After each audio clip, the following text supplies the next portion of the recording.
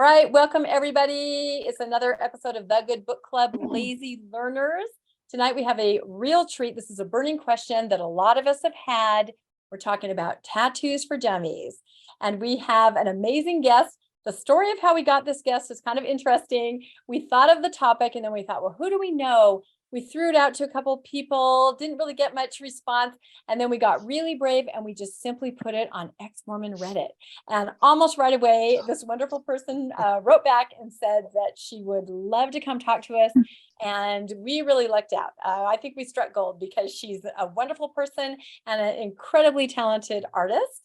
So I will let her introduce herself. Like I said, we're going to have a presentation for a little while, and then we'll turn it over to Q&A because I know we'll have a lot of questions. So let's let Robin take it away. Thank you. Hi, everyone. My name's Robin McQueen. Just a little bit about me. I grew up very staunch LDS. My family was a Smith family, so we are descendants of Hiram, and so just grew up with all the strict rules, you know. I was an artist my whole life, and I went to school for like classical realism is where I went into. So like old master style, like oil paintings and charcoal drawings, figure drawings, portraits, that sort of stuff. And that was where my passion was, but it's also a really hard market to break into. And I was eventually, after I started having kids, just decided to be a stay-at-home mom. So I've been a stay-at-home mom for 8 years, and I have 3 kids and a great husband. And then after I left the church in 2020, and my sister left shortly after. Actually, my entire family is out of the church now, but my sister went to get a tattoo, and I remember going with her, and as soon as I saw the process, I just knew right away, I have to do this. I really, really want to do this. And so I went home and basically within 2 weeks had a portfolio ready to go and started going around to shops asking for an apprenticeship. So I've been in an apprenticeship for a year. I work at Hearts and Hands Tattoo in Orem, and I really, really lucked out. It's an amazing shop, and I have an amazing mentor. So anyway, I have learned so much about tattooing, and so I was happy to be able to share this information because I feel like it's really important not to just walk into a shop and get tattooed by anyone. So I'm going to share so much stuff. So next slide. I think the goal of my presentation today is basically for anyone listening to be able to know what a good tattoo looks like and what a bad tattoo looks like, so that they can choose an artist based off good information and being educated and knowing what to look for. So if nothing else, that's what I really hope the takeaway is for today, because how can you find an artist without knowing what a good tattoo is? So the first thing, the foundation of all tattooing is line work. Well, not technically all tattooing. There is, like, realism tattoos don't use a lot of line work, but I digress. So line work is everything. So in this slide on the screen, there are 3 pictures of beautiful line work. This line work is basically as perfect as humans can get. And I'm going to explain why that is best I can. So each of these lines are consistently black the whole way through. The line is the same width, the entire stretch of the line, and you don't see any wiggles, you don't see any blowouts. Everything is as straight or circular as humanly possible. Obviously, we're human, we're not printers, so nothing is going to be exactly perfect, but this is incredible line work. So now I'm going to move on and show you some poor examples and things to watch out for. So just a heads up, the examples of bad tattoos that I'm using in this presentation are like really, really bad, like really terrible. And you're not always going to see things that are like this obvious, but I'm just using these because it's so obvious. I think it'll be easier for you to spot it elsewhere. So the first thing I want to talk out is blowout. So when you're tattooing skin, the needle, it has to be in the right depth in your skin. So you have 2 layers of skin and then a fat layer. If you don't get deep enough with the needle, the ink is in the first layer of skin. Eventually that ink will fall out of the skin as your skin is like rejuvenating itself. If you get it in the second layer, that's the sweet spot. That's where the ink is going to stay. It's going to hold well. It's going to stay saturated. But if your needles go too far, and they go into the fat layer, that is what's called a blowout. And the fat layer cannot hold ink in one place, and therefore it will spread. So you can see on the left is a fresh tattoo. You can tell it's blown out. It's got like blue blobby haziness behind those lines. That's the ink already starting to spread. You can usually see a blowout pretty much right away. While you're tattooing, it shows up immediately. And then on the right, no, Maven just asked if blowouts go away. So yes and no. A blowout typically does not go away. Sometimes bodies over time will kind of absorb that ink and it may get lighter, it may look better. Other cases, it actually gets worse over time, or it can migrate far away. So on the right, on this slide, there's a healed tattoo. This one is not fresh, and you can tell how much that ink is just spreading. It looks like a big bruise. I've seen, there's a lady that came into our shop where her ink, she had a tattoo up here on her arm, and her ink had like migrated down to her elbow, so it looked like there's a bruise on her elbow. So it can, like, once it's not stationary in the skin, in that second layer of skin, it's just not great. You would have to get laser removal to fix that. So that's just something you, like, when you're looking through artists' work, that you want to like pay attention to, make sure you don't see any of that.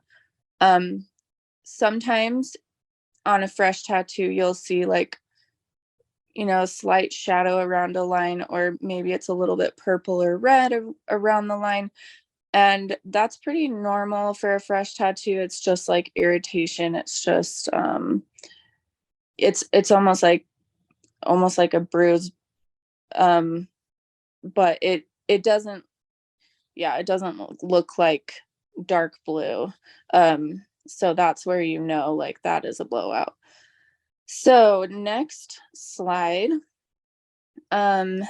is about saturation. So good line work will always have good saturation the whole way through. If you remember the first slide I showed you with line work, those lines were solid black when they were freshly tattooed. And so on the right of this slide, we have, this is a fresh tattoo.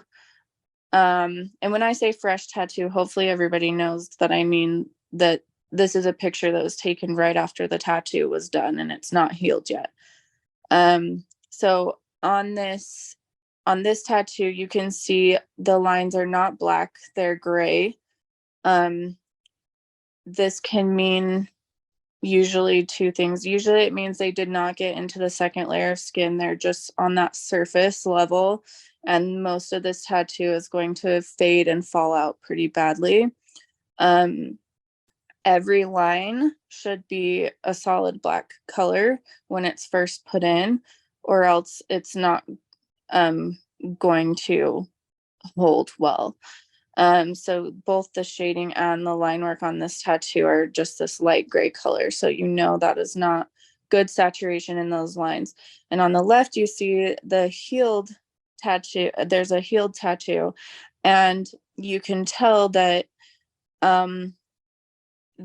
so this is what it looks like when parts of it were saturated and parts of the lines weren't saturated. It's all patchy.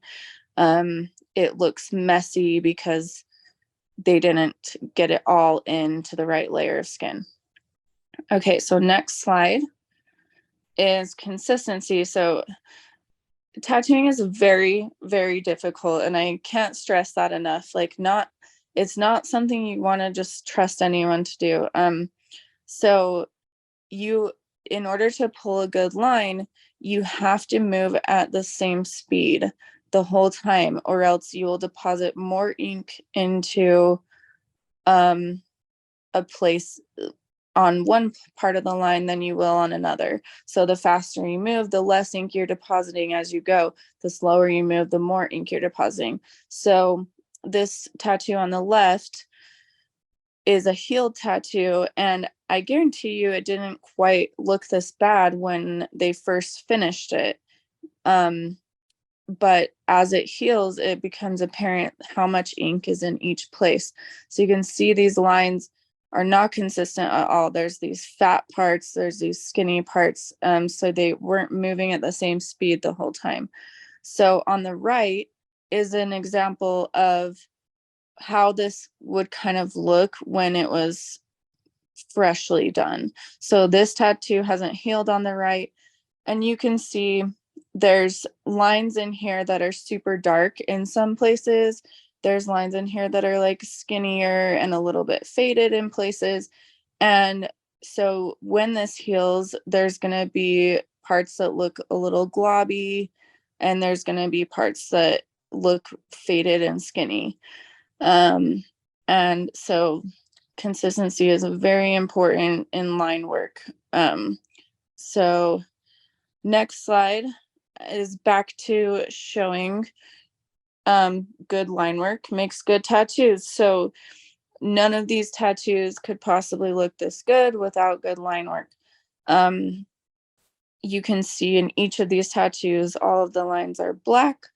They're all consistent.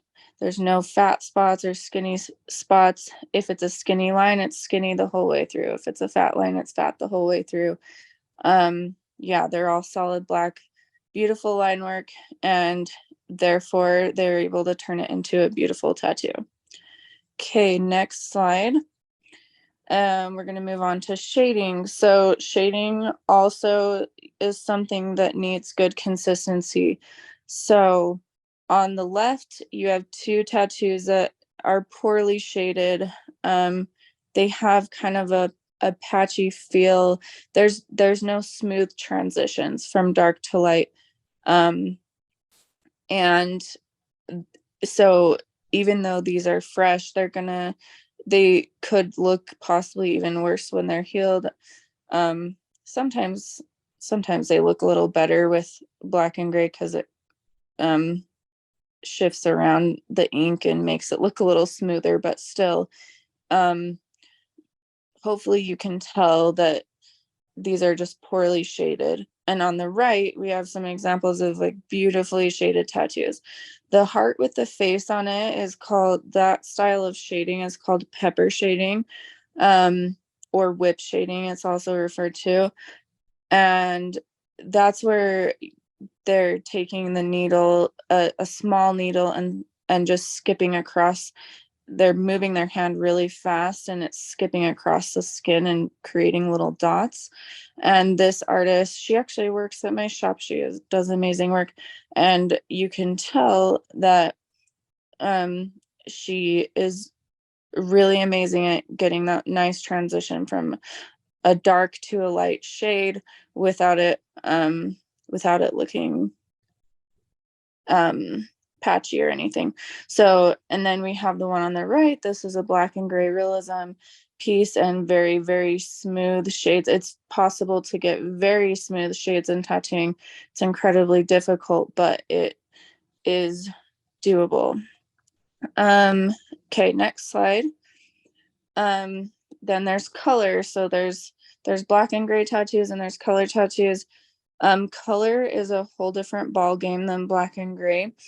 And so all of these 3 tattoos have bad color saturation.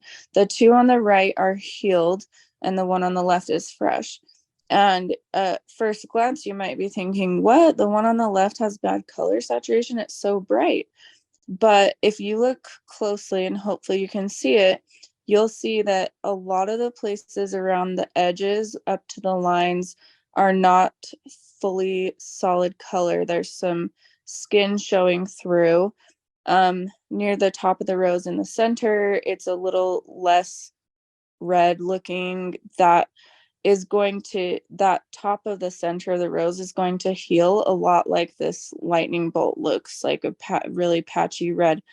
And then you can see like down by the letters, they didn't get right up to those letters with the color, and it's also gonna look patchy when it heals. So color, in order to look good, has to be solidly packed into the skin. And when I say that, it's almost like so there can't be any skin showing through unless they're like blending it to nothing, if hopefully that makes sense. But anywhere, they're basically taking your skin and taking it to its extreme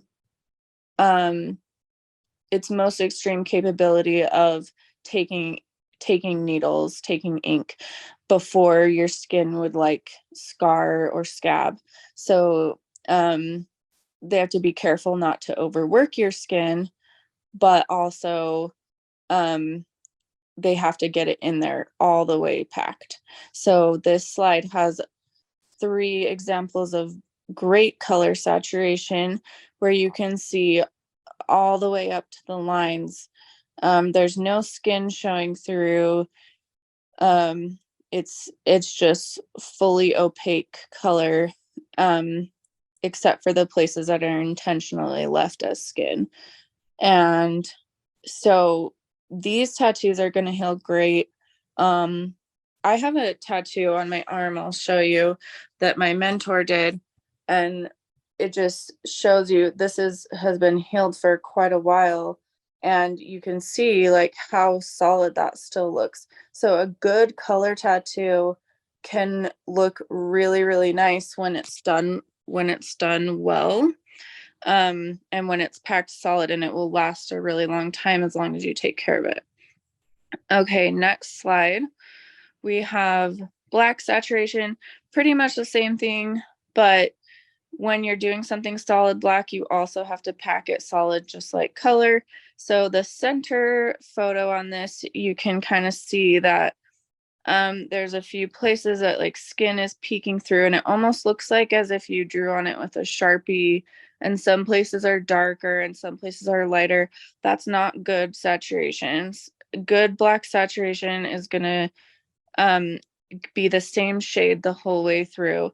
And when it heals, it's not always the same deepness of black as a fresh tattoo, but it should hold that same like consistent solid look of black. So, and then next slide. So now I'm going to go through just some styles just to hopefully help you if you like when you're trying to figure out what you like and what kind of artist you're looking for. I'm hoping this will help anyone kind of get an idea of how to explain what kind of art they're wanting on their body. So I'm not going through all the styles. I'm just going through some popular ones. So on the left, we have American traditional, which is basically its name. It's the first type of tattoos here in America. And I mean, when I say here in America, I mean in modern, our modern day country of USA, America, not obviously, the native peoples had their own way of tattooing. So there's black and gray American traditional, there's color American traditional, and basically they only had a few select colors that they would use, which is reds, greens, and yellows, and sometimes like browns, and later blues came along. And it's defined by having bold lines because they only had one size of needles, and so all of their lines are the same width in every design. Next over, you have neo-traditional, and neo-traditional is basically has taken American traditional to kind of as a place where it's more free to do anything that you want with the light and with the lines. You can use really skinny lines and thick lines in the designs, but it's still usually characterized by having like nice bold outlines, nice like bright solid colors. But there's a big range of what neo-traditional can mean. So next slide. There's black and gray realism on the left. So that's pretty self-explanatory. It looks like you're trying to make it look like a photograph in black and gray. And I chose portraits for this, but obviously there's landscapes, there's objects, like there's anything you want in realism. But the main thing is, it doesn't have an outline. There's going to be usually like a background with it so that like the image stays readable. And then there's color realism on the right, and those are both pretty self-explanatory. So next slide. So on the left, we have illustrative. Illustrative can mean so many things. It's a huge category of tattooing, but basically just anything that's not necessarily realism, not necessarily neo-traditional, but just kind of its own category of anything that's drawing like. So we've got, and like I said, there's so many examples of illustrative, so I can't show them all, but obviously there's color, there's black and gray. You can see this black and gray up in the top used pepper shading, and that's really common in a lot of illustrative tattoos. They don't sometimes they'll use that instead of like the smooth black and gray shading, because it just looks more like kind of like a drawing. And then on the right, we've got fine lined tattoos, and that's self-explanatory. Anything that uses teeny tiny fine lines. Fine lines are a trick, like they are sometimes like tricky to tattoo, because the skinnier your needles are, the easier it is for your needle to penetrate through to that fat layer. So you want to make sure that if you're getting a fine line tattoo, that you're getting it from someone who knows what they're doing with fine lines. Don't go to someone who doesn't have any examples of fine line work on their page to get a fine line tattoo. Next, we've got ornamental on the left. Basically anything that's like a decorative tattoo that doesn't necessarily have a picture. It's just decoration on your body. And then on the right, we have geometric. Just, and hopefully this helps you like get in your mind like, oh, this is what kind of style I'm drawn to, so that when you're talking to an artist, you can describe what it is that you're looking for. Now, obviously, there's so many other types of tattoos. We've got like Japanese traditional, and there's black work where you just cover sections of your body in black in these nondescript ways.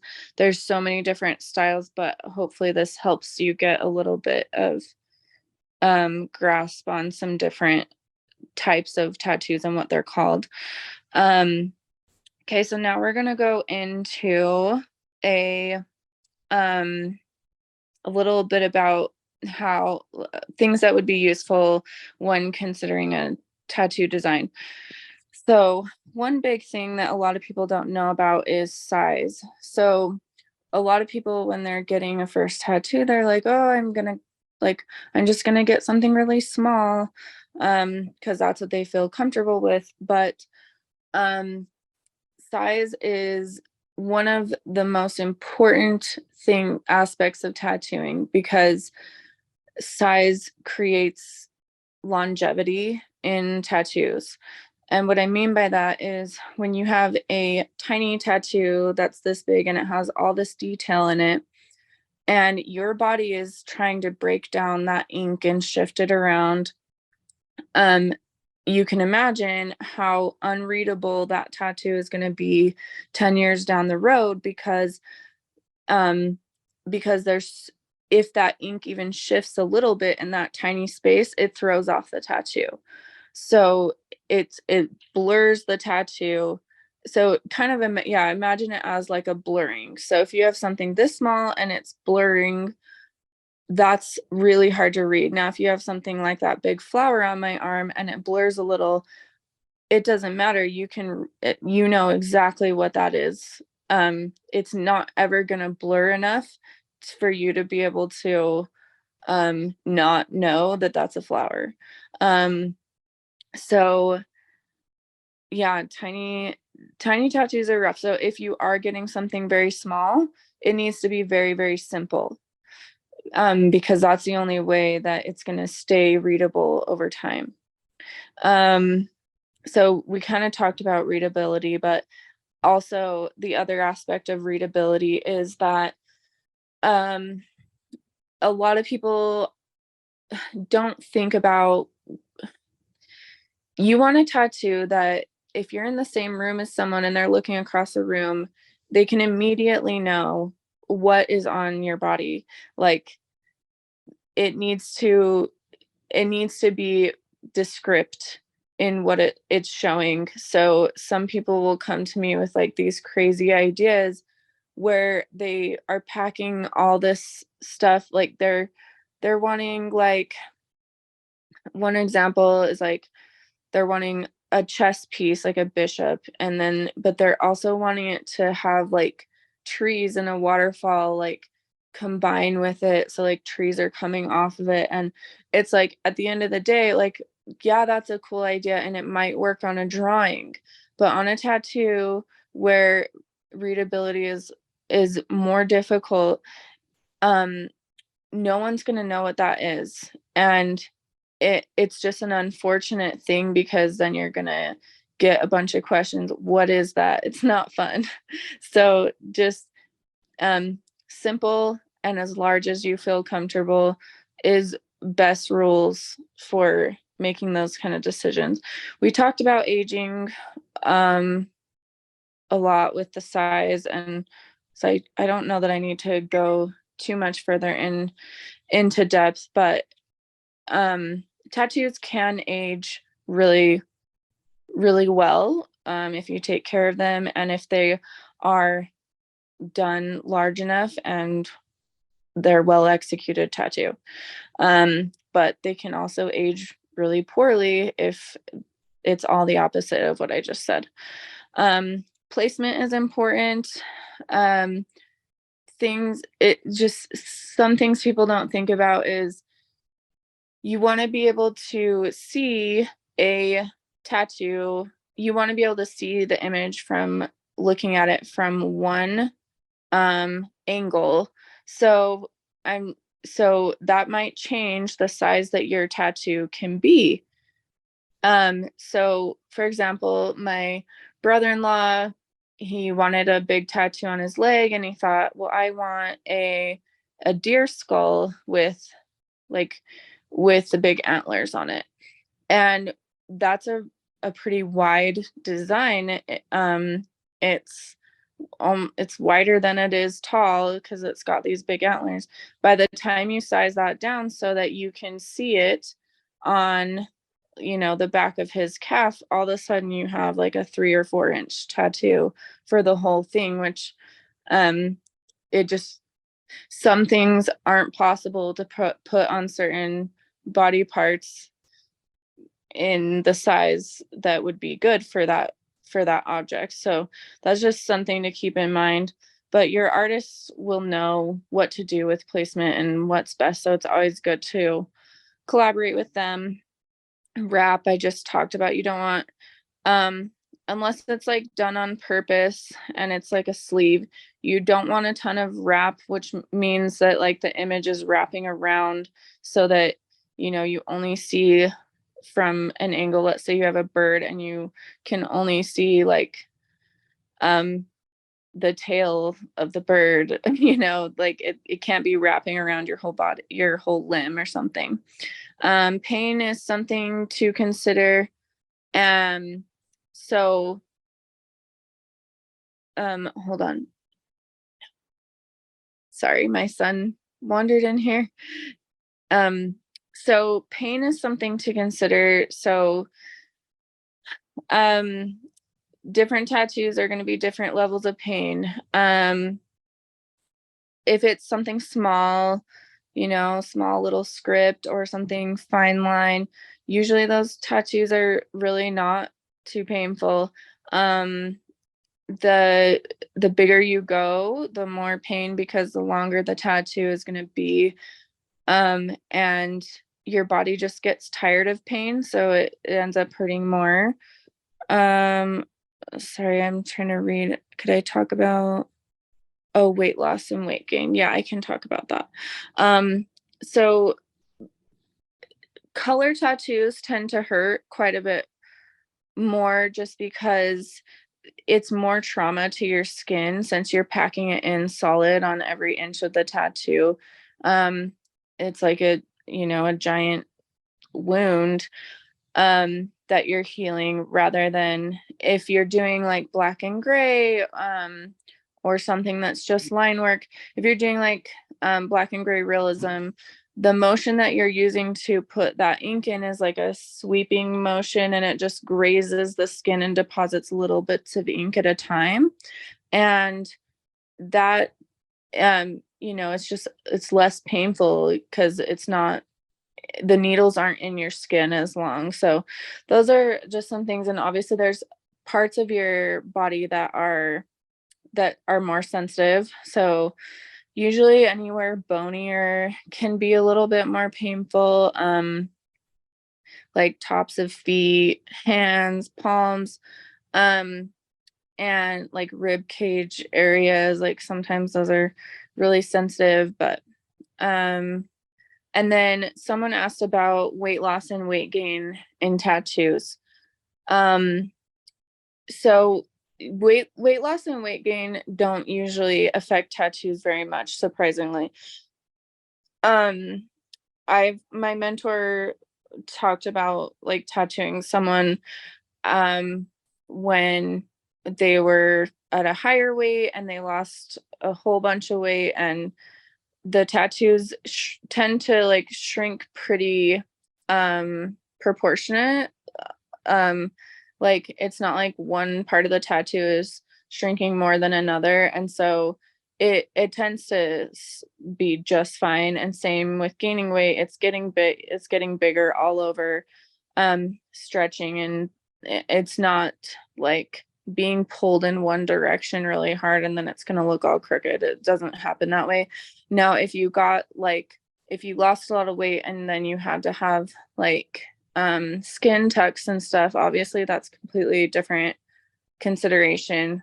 So if you see like a skin tuck surgery in your future, I would refrain from getting tattoos unless you're fine with them being messed up. And then, do tattoos need to have meaning? So this is a big one. I think most people, when they're getting their first tattoo, feel like it has to have meaning to them, and that's just fine. I just wanted to share a little bit about what I've learned being more a part of the tattooing industry, is that um, the more tattooed you become, usually the less you care about it having meaning. You actually care more about how it looks on you.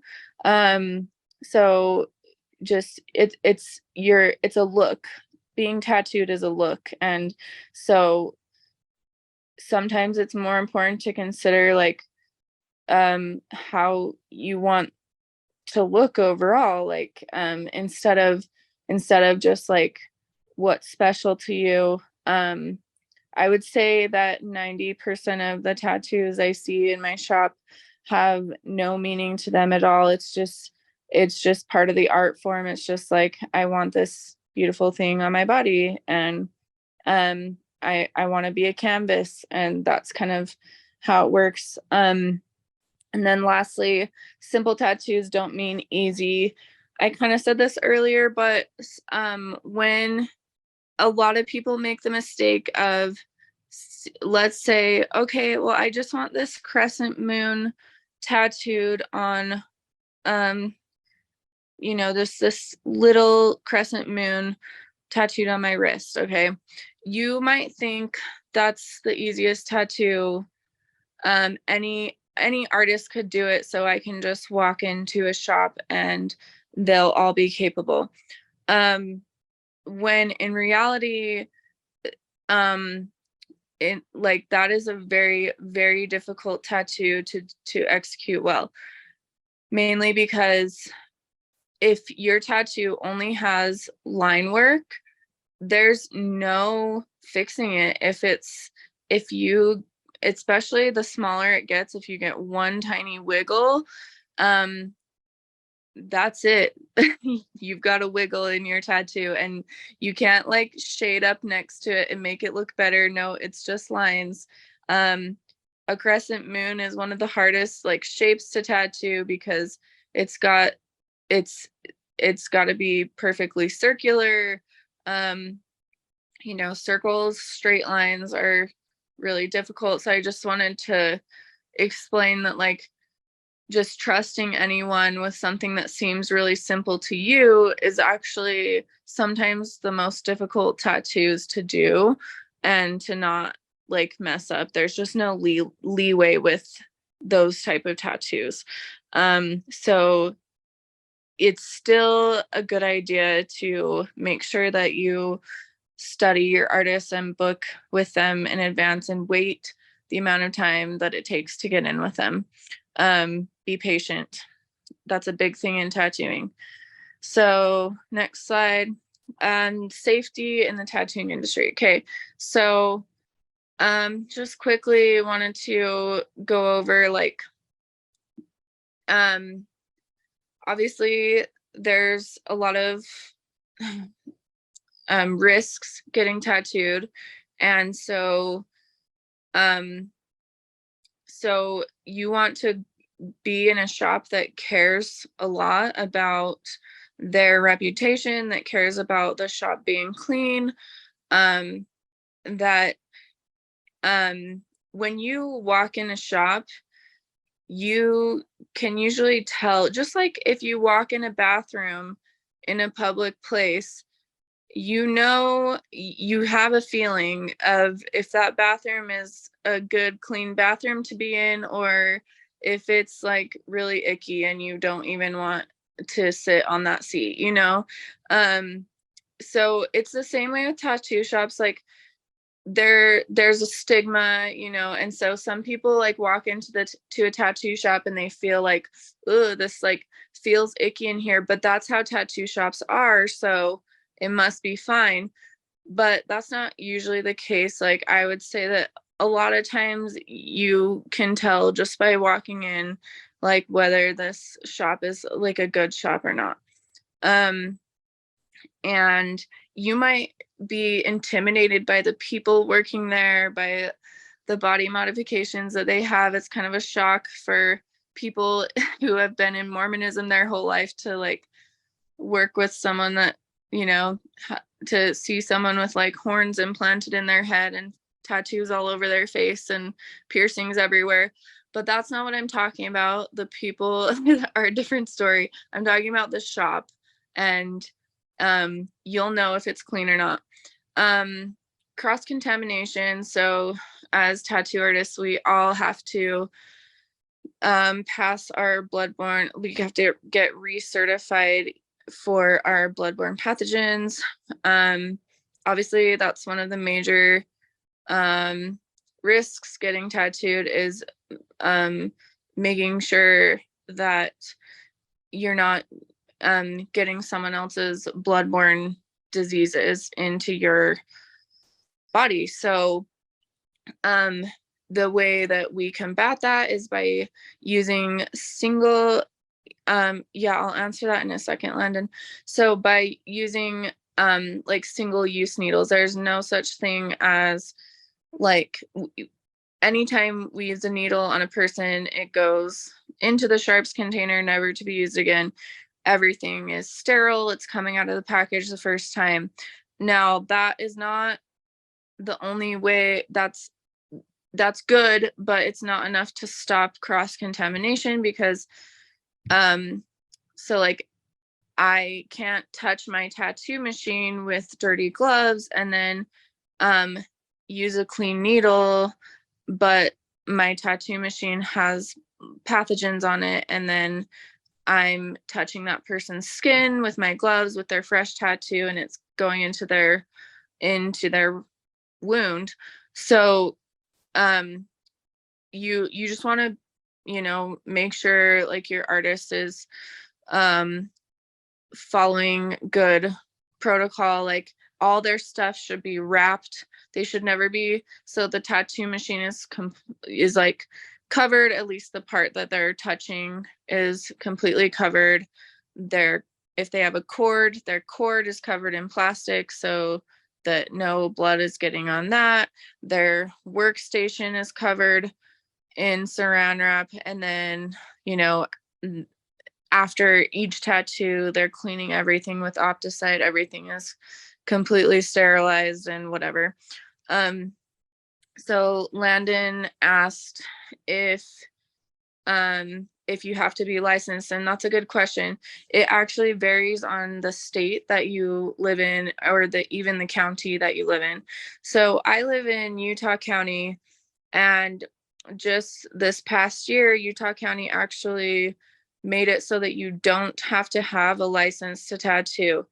I know that sounds crazy. I think it is crazy. You have to have like a license to cut someone's hair, and that grows back. So I don't know why they do things the way they do, but that just goes to show you how crucial it is to make sure that you're going to an artist who knows what they're doing, and who is trained by people, like good people that practice good safety. So what that basically means is anyone off the street can start tattooing tomorrow if they take a bloodborne pathogens test and pass it. So just be careful, do your due diligence. Don't just go to any shop and expect someone to be great. I know this is all probably sounding like so scary and so gloom and doom, and it's not. Like, tattoos can be great, and like so many artists care so much about what they're doing and would never, and like safety is our top priority. But I'm just like, obviously just wanting to educate around all these things. and someone asked about like, do artists, I didn't quite see the whole question, but like, do artists have to get their own blood tested and stuff like that? So we have to have like our hepatitis B vaccination. We have to have proof of that before we can start tattooing. And there is no vaccination for hepatitis C, I think it is.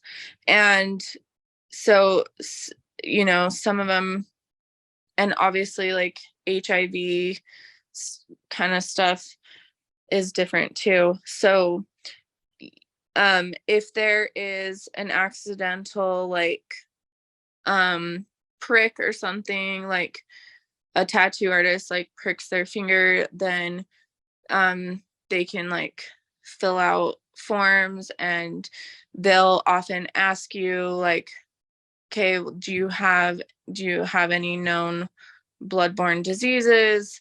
And then they can like go take any necessary steps to try and mitigate any bad things happening. I don't know what the last question was on the screen. I don't know. I couldn't see it. It went away. So I'm sorry if She said, how do you tactfully ask an artist about their work and experience? Ask for references, ask what their apprenticeship was like.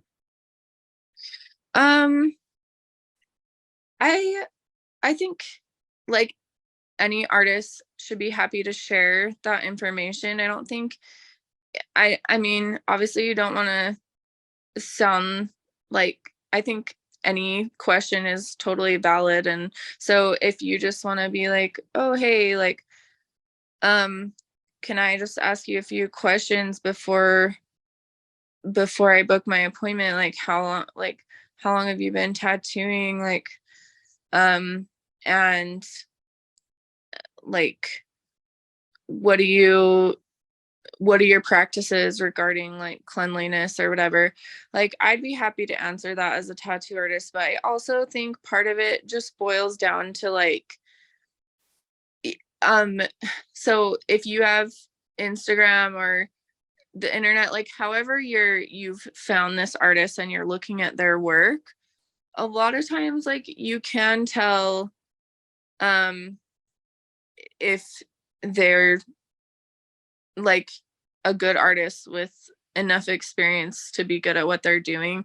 Now, I know that doesn't necessarily equate cleanliness, but I could tell you that a lot of times it's a good indicator that they're very like careful and take a lot of pride in their work, if that makes sense.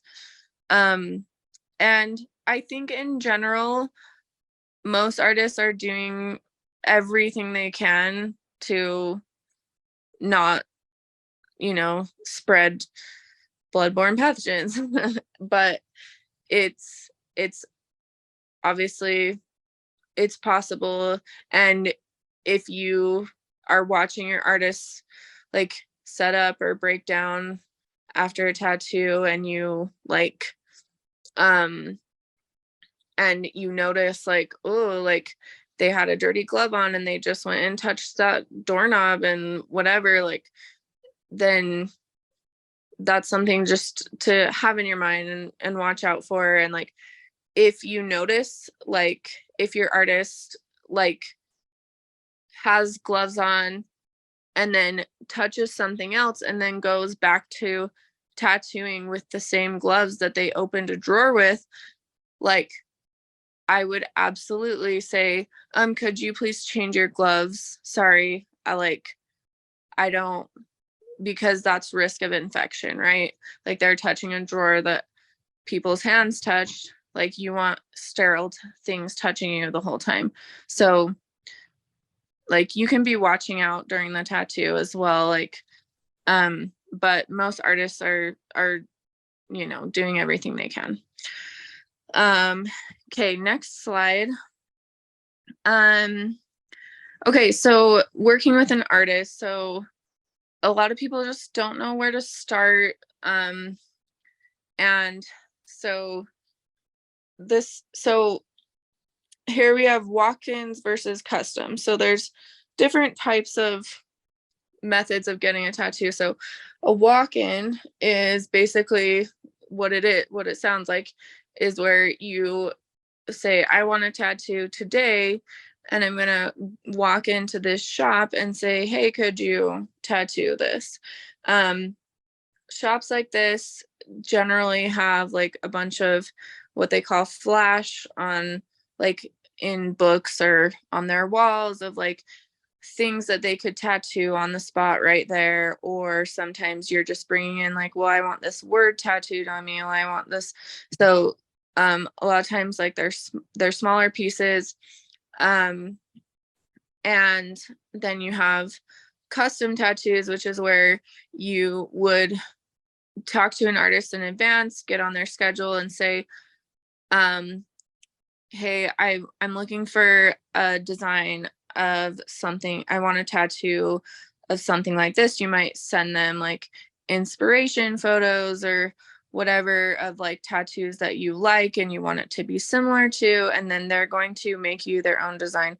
They cannot copy exactly another tattoo that you've seen unless it's like public use. Like sometimes there's people that put their designs out on like Etsy or something, and you can actually buy that design and take it to a tattoo artist and say, I paid to use this design for myself. It's okay for you to copy it exactly. But most of the time, every artist is going to be at least changing a design a little bit, because we're wanting it to be our own design. We're not wanting to copy anyone. But you can also, even if you want like a walk-in style tattoo, like let's say I just want like some bird silhouettes, that, I mean, that's kind of like a walk-in type tattoo, but I want to be careful about what artist I get. So I'm not going to just walk into a shop and hope I get someone good. I'm going to find a good artist and book an appointment with them and tell them what kind of simple tattoo I want. And this is where like, so it's normal if you're booking an appointment with an artist, it's normal for them to ask you for a deposit in advance, because many times we spend hours working on these designs. And so if something happens and you don't show up for your appointment, or you cancel the last second, whatever it may be, then we're out all that work that we did without being paid anything. So it's normal to have a deposit that goes towards the final balance of what the tattoo costs, and so that they can count on you to show up at your appointment and whatever. Most deposits are non-refundable, so it's part of the risk. Like if you hate the design and you don't want to go through with it, obviously most artists, like, they're gonna work with you and change the design as much as they can. They're gonna try and make it what you want, and at the end of the day, if they can't and you want to walk away, like, it's possible to lose that deposit, and some artists might like give it back out of the goodness of their heart, or they might not. But that, yeah, a lot of people are going to ask for a deposit to get you on their books. So the design process, kind of already mentioned, like, so some people are looking at tattoo artists' designs online and they're going, okay, this artist I love all of their artwork and I just want them to create the most amazing thing that they think they can, and I want them to put it on me. That becomes more common the more tattooed you are, and the more maybe like famous of an artist that you're working with, I guess. But a lot of people have an idea of what they want tattooed in their mind before ever contacting the artist. And so, like I said, your artist will ask for inspiration photos that you have, so they know what your taste is and what you're kind of going for.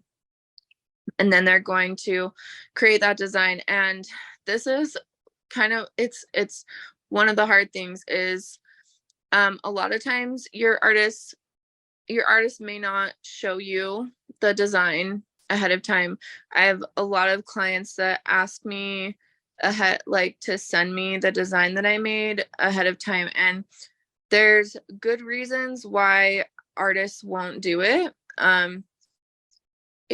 One good reason is that you have people that they love the design when you show them, but then they send it to all their family and friends, and their family and friends start picking apart the design and say, well, what about this? Well, what about that? Well, what about this? And then it just hinders the designing process. And what's important is like whether you like the tattoo or not. It gets really too messy when other people's opinions are involved. Another reason they may not send out their design ahead of time before the tattoo day is because people can take that design and go elsewhere. So take the design that you worked hard on, and maybe they change their mind and they like the design, but they're going to go with a different artist. And so there's reasons why some tattoo artists will show you the design ahead of time, others won't. But it doesn't mean there's something wrong with your artist if they say like, no, I don't send out my designs ahead of time. You'll get to your appointment, they'll show you the design. If there's any problems with it, they can usually fix it on the spot. And also if you're just like completely and utterly unhappy with it, they might say, okay, like, let's reschedule, then I'll make a new design and we'll reschedule. And so hopefully that all makes sense. Cost. So every artist is gonna charge their own rate. They're just charging, whatever the market, whatever market is good for them, and whatever they feel that their time is worth. And so you may have, so the more demand there is for a specific artist, the more they are typically going to charge, because they want to filter out all the tattoos that they don't want to do. So someone who's been tattooing for 15 years probably doesn't want to tattoo bird silhouettes anymore. They're tired of that. They want big exciting designs that are custom every time, and they're going to have like minimum charges on their tattoos. Like my mentor, for example, charges a $350 minimum for any tattoo that he does. Doesn't matter how small, which means that anyone who wants a tiny tattoo is not going to book an appointment with him. And that's exactly what he wants. He doesn't want to have people even trying to book an appointment with him for a small tattoo. So it is normal to have like a minimum cost for a tattoo. Like let's say it's like $150 is a pretty like normal minimum for a tattoo. And because you're taking up an appointment slot, right? Like an artist could book an appointment that takes longer and they could make more money, but instead they booked this appointment with you with this tiny tattoo, and it's still the same amount of like setup, takedown, still the same cost for the supplies for the tattoo. And they are like it's just the cost of getting on their books. So that's pretty normal to have a minimum cost. And sometimes if it's really tiny, like I'll definitely dock the price after I'm done. I'm like, well, that's fine. I don't need to charge you that much, whatever. And yeah, so it's kind of just up to the artist what they charge. I would say it's normal to see prices anywhere from like $100 an hour all the way up to $200 an hour. And then some artists charge by days. Like if it's a half day tattoo, if it's like under 4 hours, then it's this much. And if it's a full day tattoo up to 8 hours, then it's going to be this much. And then I wanted to go over pressure. So, it can be difficult sometimes, like feeling like you don't want to offend the artist that you're working with if you don't want to tell them that you don't like something, or maybe they've placed the stencil on you and you don't like exactly where it's at. You wanted to move it half an inch over, but you don't want to inconvenience them. And so I just wanted to like mention that even though feeling that pressure is normal, like don't let it get to you. Make sure that you feel 100% comfortable with everything before you start getting that tattoo. Don't do anything just because you don't want to inconvenience someone. Sometimes as extra religious people, we try not to step on toes, right? And it's okay to have to step on toes sometimes. Then releasing control. How am I doing on time? Am I going way over? It's 8:09. No, there's so much to say and we're so interested. So I say, keep going. You can't stop now. Yeah, I think you're We're close asking to the questions Q, as we go along. So I think we're good. and I think you're close to the Q&A. So if we hold the questions till she gets there, then that'll help us along a little. Good point. Oh, oops, can I go back to that slide real quick? Okay, so releasing control and perfection kind of go hand in hand. Tattooing is an art form that requires some degree of like trust and releasing control. You are not in control of how this is going to turn out. You are it's kind of this beautiful art form where you're allowing someone else in, you're not you don't get to print this off and put it on exactly how you want. So it can be difficult for people who struggle with that. But it's imperative to getting a good tattoo.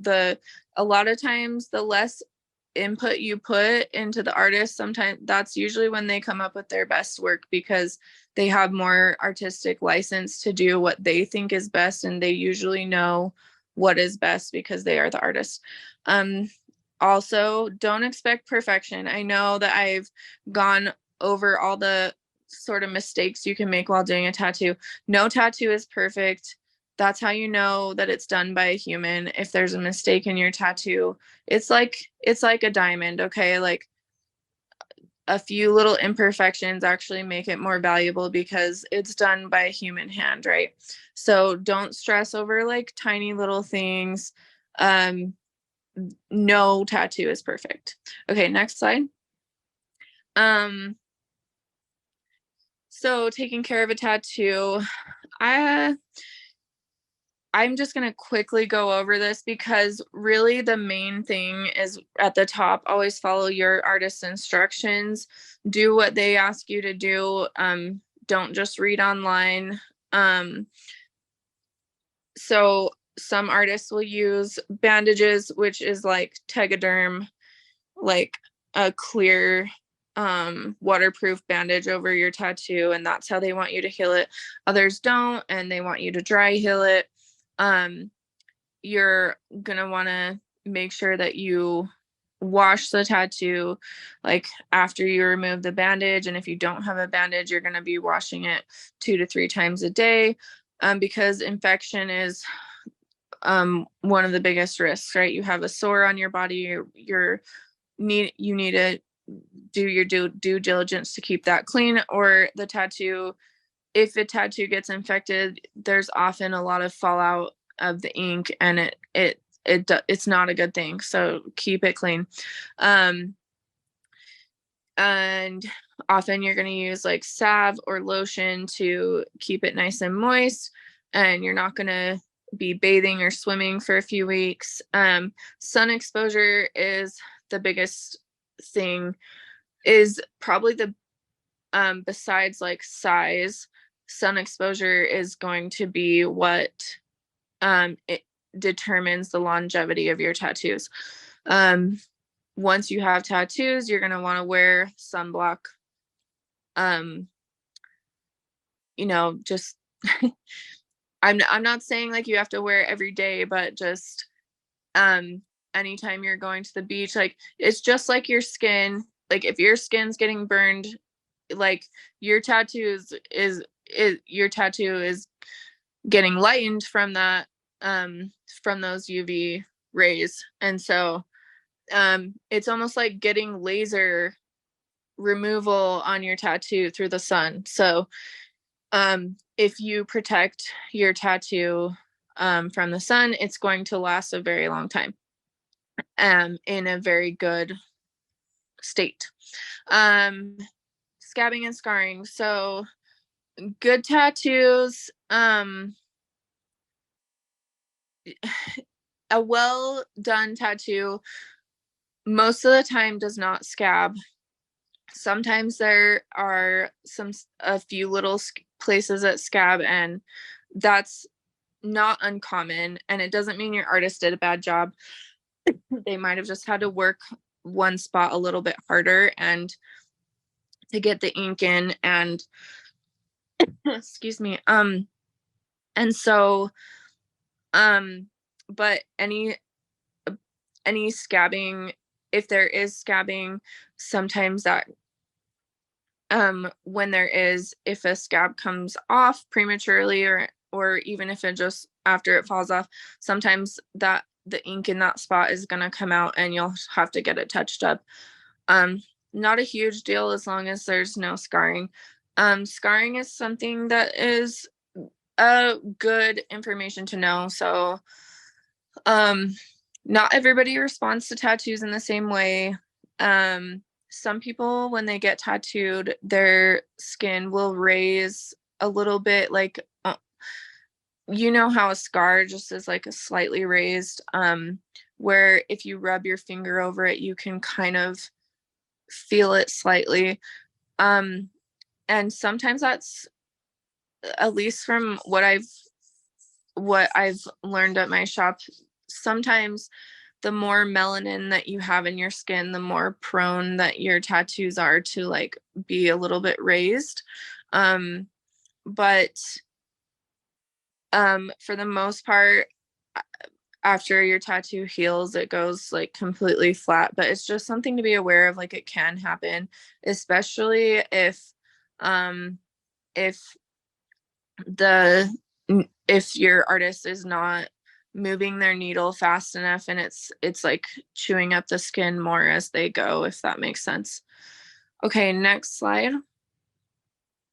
And then a lot of people ask, like, how do tattoos look when you get old? There's a lot of like myths out there that like, oh, your tattoo is gonna fall down to your ankle, or like it's gonna look so terrible when you're older. And so I thought it'd be good to like share some examples of some seniors that have still great looking tattoos. Yes, they might be a little bit more blurry in some areas, but it's not as bad as you think. Like just because you have wrinkles doesn't mean that you can't tell what an image is. In fact, I mean, this guy on the right, he has faces tattooed all over his body, and they're still very clearly faces. There's nothing really like crazy about them due to wrinkling and sagging of skin. And you can see that these women, the colors in their tattoos are still very, very vibrant, and that means that they kept them protected from the sun. And yeah, so just thought I'd throw that in there for kicks. Just it's I don't think it's anything to be afraid of. And then okay, this is the last slide. I just was gonna share, a couple days ago I got to tattoo my dad.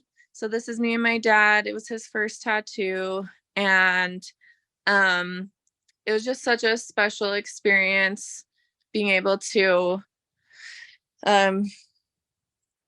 give him that gift. And I thought it'd be fun. This is a mixed style design. So I thought I would quiz you guys. Yes, it is Rocket Man. So my dad's favorite song is Rocket Man. And this is a picture of him. I took a picture of him from his old scrapbook from when he was in high school, and he had glasses and, you know, the 70s hair or whatever, and he's wearing, and I used that to create this design that his music is kind of transporting him to a different place. He loves music. So that was a really fun collaboration I got to do with my dad. So I wanted to quiz you guys and see what styles you see in this design. Anybody want to chime in? What styles are present? And this could lead us right into the Q&A. Like if like whoever wants to be unmuted. So I guess does anyone want to say? Yes. I So there's I realism. see fine line there in the chord, and Yeah. yeah, you definitely have So to shade Realism. So yes, there's realism. So there's black and gray realism. There's color realism in the headphones. Yeah. And then there's no fine lines. Actually, the chord is not what you would consider a fine line. That's a pretty nice bold line. And then the rocket is more like a American traditional, but it has liberties taken due to the colors, right? But it's got the same thickness of line throughout the whole tattoo, simplified drawing. And yeah, so kind of sometimes it's fun to merge styles.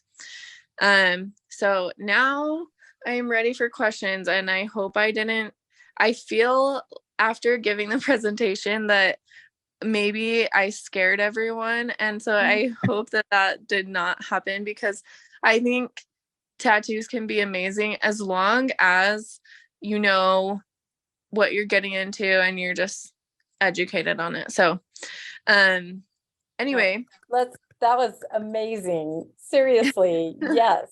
Clap, clap, clap. That's amazing. I love the final slide with your dad. That's just so heartwarming. And did you guys work together on the design, or you just kind of knew what he would value? And yeah, we did have to work together. My dad is super picky, but this is an example of, so some people have a thought of what they want, but they don't really know anything about how to make something work, you know? So my dad, his original idea was to have the planet Saturn with the rings around it, the musical staff that had like the notes to Rocket Man. And I was like, Dad, that is so like, no one's gonna know what it is. It's gonna be so hard to like pull that off. And at the end of the day, it just might not be like the prettiest looking tattoo. So we worked together, and yeah. Oh, it's wonderful. Well, all right, let's have some questions you've covered so much. I feel like you've answered so many of our questions, but I'm sure there are some others. Yeah.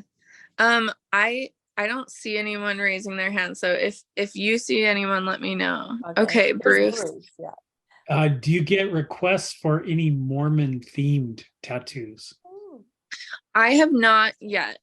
I would say it's been more common to get Christian themed tattoos. Lots of people want like Jesus or the cross. So far I haven't tattooed specifically a Mormon tattoo, but I'm sure they're out there. Melinda? I was just wondering on coloring. There's 2 tattoos that I'm interested in getting, and one I'd really like to get in like a bronze kind of. So are there like metallic kinds of coloring, or is it just really going to be shading from, brown and orange or?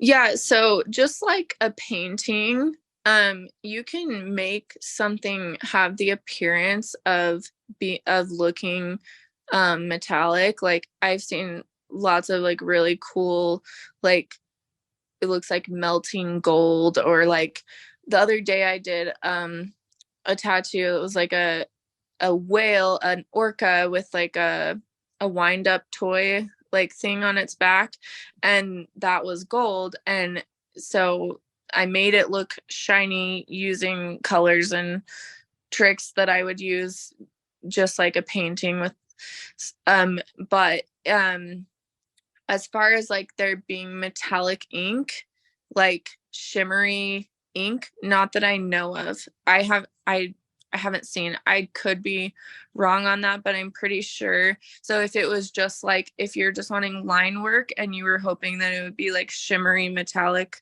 looking, I would say no. But if you're wanting something to have a metallic look like an object, then yes, that's doable through like different illustrative tricks or realism. So that, because it's just like a solid line, like a solid shape, would not, they could use a bronze color, as in like a burnt red color to do it in, but it's not going to look shiny, if that makes sense. Yeah, it does. Thank you. Landon? Yeah, you got me all excited this week as we were talking about all these. So I actually went and got these sleeves here to see how it looked. And Yeah. Oh dear, what have you done? so what would something like this, if I like that, what's something like that? I need to see both arms, so show me one at a time.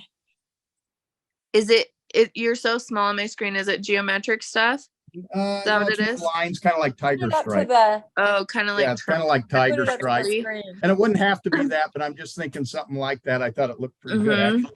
So I Yeah. said, let's try some of these. So Yeah. So are you asking how much that would cost? Is that what you're how asking? long would it take? Is this like a multi-day? Do you do one arm at a time?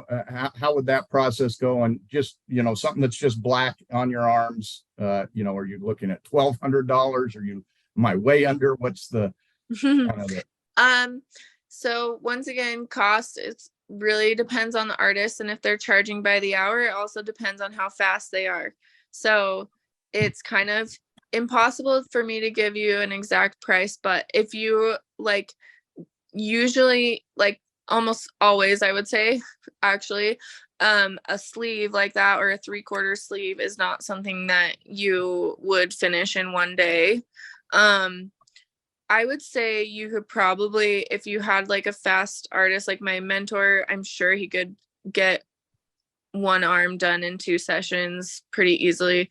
And it could be possible to get one arm done depending on how complicated your design is, because they have to line all of those shapes. They have to outline every single one and then fill them in.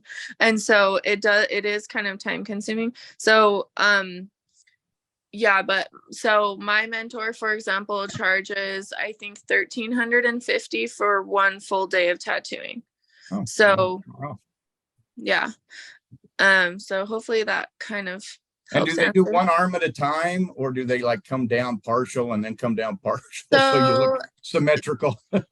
Depending on the artist, so they might do all line work first. So they might line one entire arm, or if they had time, both entire arms. And then when you come back, they would fill it all in, because then they don't have to re-stencil and try to make sure they line everything up again. But also that would be just really exhausting for your body to have 2 arms fully tattooed in that much time, so you might tap out before the artist taps out, you know what I mean? Thank you. Melinda, yeah. All right. So my other question is, do you have any advice on like appropriation? Like if Yeah. Like some Totally. things can be delicate. I mean, Yeah. it means something to me, but I don't want to be, have something permanently on my body that's going to be offending people, Great question. Absolutely. It's a great question. I think about this a lot and I try to be really cautious. I think a good rule of thumb is like, if you're questioning, I wouldn't do it. If you're like, this might be cultural appropriation, then it very well could be considered cultural appropriation and be like something very frowned upon within 10 years, and so that's what I always try to remind myself of. But so a good rule of thumb is like, if you're getting something on your body, like, is this a language? If it's words, is it a language that you speak? Is it is it a part of your heritage? I personally will not tattoo other languages on people unless they speak those languages. And also because one, I'm not going to deal with the liability of like getting it wrong, but two, I also just don't want to. Yeah. So like anything tribal, anything like, you just want to stay away from that stuff, right? Now, ornamental is, I think you can have lots of different forms of ornamental tattoos that aren't cultural appropriation. Japanese is a tricky one. I can't really answer it for myself. It's tough because it's like, I guess from what I've read, it's kind of like, it was almost started by tattooing white people in Japan, because Japanese people frown upon tattooing pretty like, it's very frowned upon in their culture. And so it's one of those like gray areas. So I don't really know. I'm gonna stay away from getting it on me just in case, but those things are hard. So I would just don't do it if you're questioning, I guess, is my best advice. Thank you. You're welcome. Haley? Nice. Or So, Hallie? yeah, it's Haley. Nice. Okay. My main concern is usually pain, although you do have me a little nervous about bloodborne pathogens now, not gonna lie. But Yeah. good to know, good to be aware. I have been told about numbing creams, and I'm curious to know your thoughts on the use of them, if they're okay or not. Definitely. So the one thing that's most important with numbing creams is always check with your artist before using it. Don't put on a numbing cream and show up, because there are certain numbing creams that can change the texture of your skin and make it difficult to work with. And so your artist, a lot of artists are totally cool with using numbing cream as long as it's a brand that they trust, and so they will direct you to which ones that they want you to buy. And then they'll have certain instructions. Like, a lot of people I've had show up that tried to use numbing cream and it didn't work at all because they didn't know how to use it. Often you have to, like, it's best to like take a hot shower right before, so your pores are nice and open. You put on the numbing cream, you got to put on a nice little thick layer of it, and then you got to wrap it in saran wrap for 90 minutes before your tattoo, for it to really get in there and do its job. It does help. I've had clients that have like great success with it. It does wear off after a couple hours, and but it does help quite a bit depending on the person. And the other thing is, sometimes it's hard to use numbing cream if you do not know where your tattoo is going to go. Sometimes a lot of times that's the situation, is like, you don't know exactly where it's going on your body, so how can you put it on the right place? You might get to your appointment and be like, oh, I actually don't like it there. I thought I was gonna like it there, but actually I want it over here. And so then the numbing cream's kind of a loss. So that's where it gets a little tricky.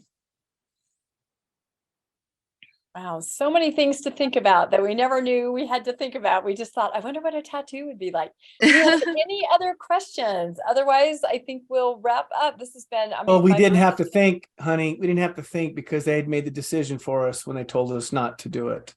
Oh, I Oh, see what you're yeah. saying. So you're Tattoo. saying now that this world is open, like in Oh any- yeah. like Now I'm gonna be a badass like Landon. Yeah. He seems to be embracing the whole concept. That's for sure. So, did you have another question, Haley?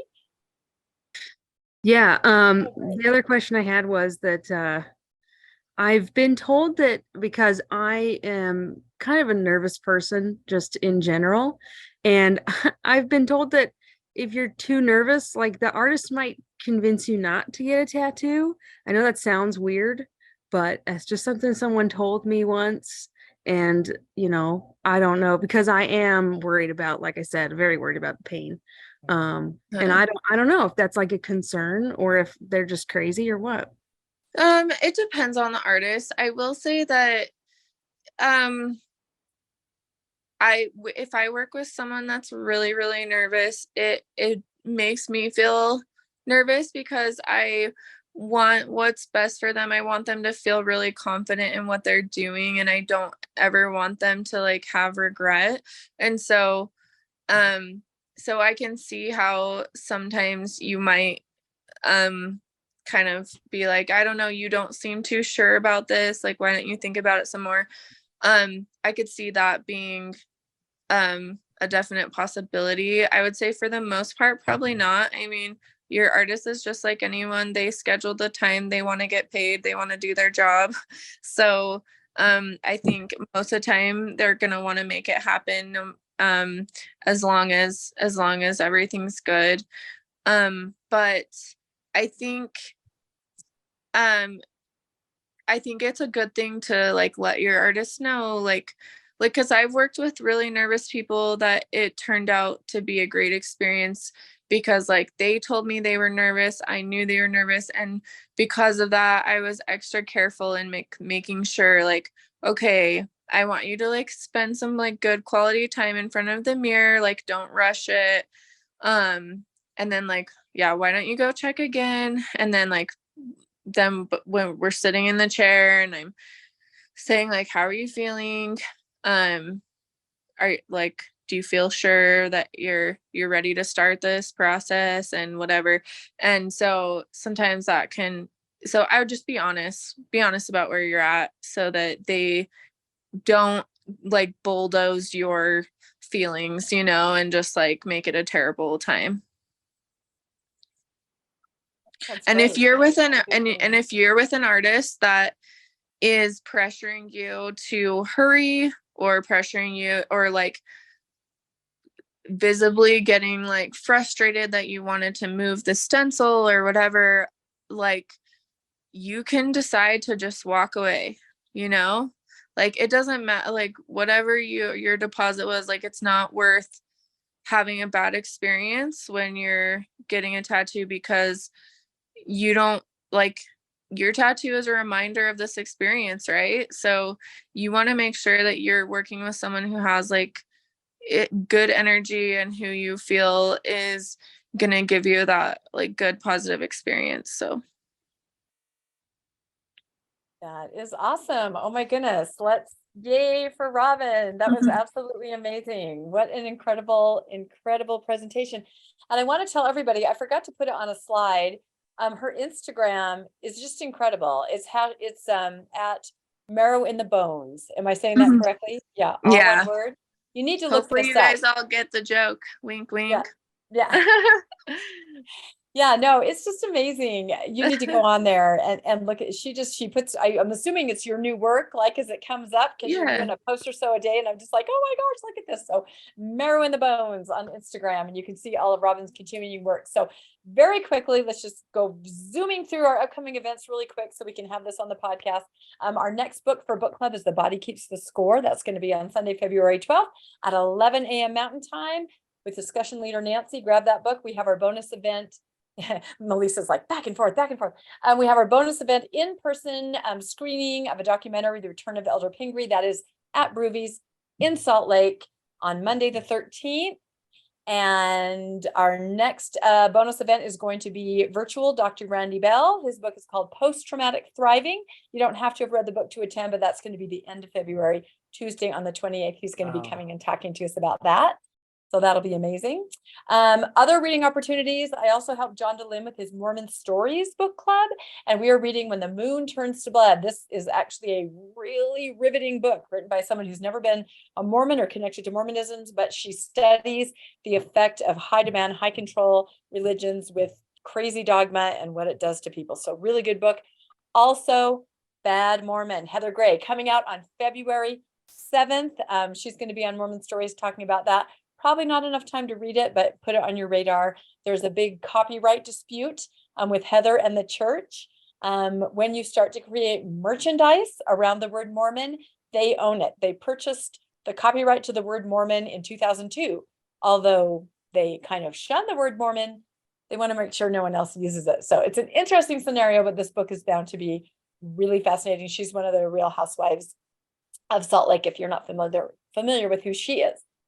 Okay, zooming on very quickly, media on the radar. The Good Media Club, kind of a companion to the Good Book Club. It talks about series, podcasts, movies, things that are out there that you might want to watch or listen to. Also, the Good Book Club podcast, where all of our actual book club meetings are in podcast form. Take them running with you or something. Also, Mormonish podcast that Landon and I do. We have a lot of fun and we interview a lot of you guys. So listen to yourselves, podcast format and on YouTube.